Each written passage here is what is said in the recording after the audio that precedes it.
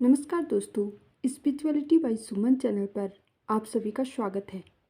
फाल्गुन मास में कई ऐसे त्यौहार आते हैं जो हमारी धार्मिक एवं सांस्कृतिक धरोहर को एक बार फिर से ताज़ा करते हैं। उन्हीं में से एक पावन पर्व है फुलेरा दूज। ये त्यौहार बसंत पंचमी और होली के बीच में आता है।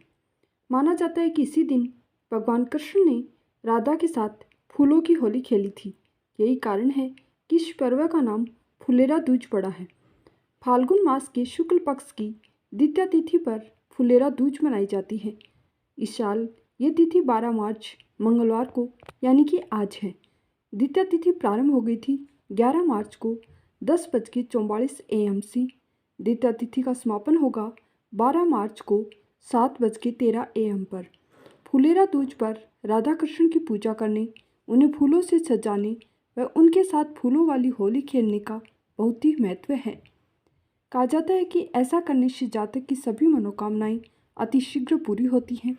इस दिन भगवान कृष्ण व राधा रानी की पूजा करने से सभी कष्ट दूर होते हैं और भविष्य में आने वाली हर अड़चन से छुटकारा मिलता है। ज्योतिष शास्त्र के अनुसार फुलेरा दूज के दिन अबूझ मुहूर्त होता है। ऐसे में इस दिन विवाह या कोई अन्य मांगलिक कार्य करने के लिए शुभ मुहूर्त देखने की आवश्यकता नहीं होती है। ऐसी मान्यता है कि इस तिथि पर विवाह करने से जोड़े पर राधे कृष्ण की कृपा आजीवन बनी रहती है और उनका प्रेम प्रगाढ़ होता जाता है। फुलेरा दूज के दिन शिवब्रज क्षेत्र में होली का आगमन माना जाता है। ऐसी मान्यता है कि इस दिन स्वयं भगवान श्री कृष्ण अपनी प्रेयसी राधा रानी के साथ फूलों की होली खेलते हैं। फुलेरा दूज पर होली खेलने के लिए भगवान श्री कृष्ण को विशेष रूप से तैयार करने की परंपरा है। इस दिन कान्हा जी की कमर पर एक रंगीन कपड़ा बांधा जाता है, जिसके बाद माना जाता है कि अब श्री कृष्ण राधा के संग होली खेलने के लिए तैयार हो चुके हैं। फुलेरा दूज पर सबसे पहले भगवान श्री कृष्ण और अपने इष्ट देव को गुलाल चढ़ाया जाता है। उसके बाद ये त्यौहार मनाने की शुरुआत हो जाती है। इस पावन पर्व पर भक्त अपने घरों में कई प्रकार के पकवान बनाते हैं। भगवान श्री कृष्ण को उसी का भोग अर्पित करते हैं। फुलेरा दूज पर श्री राधे कृष्ण की मूर्तियों को विधिवत रूप से सजाकर उन्हें रंग लगाया जाता है। पौराणिक कथा के अनुसार एक बार कुछ ऐसा ही हुआ कि भगवान श्री कृष्ण बहुत दिनों तक राधा से मिलने वृंदावन नहीं जा पाए थे। ऐसे में राधा रानी अत्यंत दुखी हो गई थी। वो श्री कृष्ण भगवान को याद कर रही थी।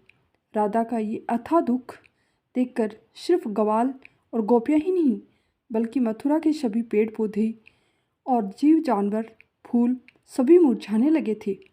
ये बात जब श्री कृष्ण को पता चली तो वो शीघ्र ही राधा रानी से मिलने के लिए वृंदावन आ पहुँचे। कान्हा के आगमन का समाचार सुनकर वियोग में जलविहीन मछली की तरह छटपटाती राधा का मुखमंडल खिल उठा। सभी तरह से यौवन ही यौवन और फूलों की बहार आ गई। गोपियाँ भी बहुत प्रसन्न हो गई। सूखते हुए पेड़ पौधे फूलों में एक बार फिर से जान आ गई और वो फिर से पहले की भांति ही हरे भरे और खिलखिलाने लगे।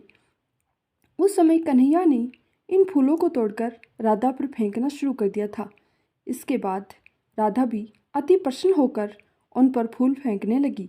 ये देखकर गोपियाँ और सभी ग्वाले भी एक दूसरे पर फूल बरसाने लगे। कहा जाता है कि तभी से ये फुलेरा दूज का पर्व बहुत ही धूमधाम से मनाया जाने लगा और हर वर्ष मथुरा में इस दिन फूलों की होली खेलने की परंपरा शुरू हो गई। इसके साथ ही ये दिन श्री भगवान कृष्ण की कृपा पाने के लिए विशेष है। इस दिन श्री कृष्ण जी को सच्चे मन से चढ़ावा अर्पित करने से उनका विशेष आशीर्वाद प्राप्त होता है।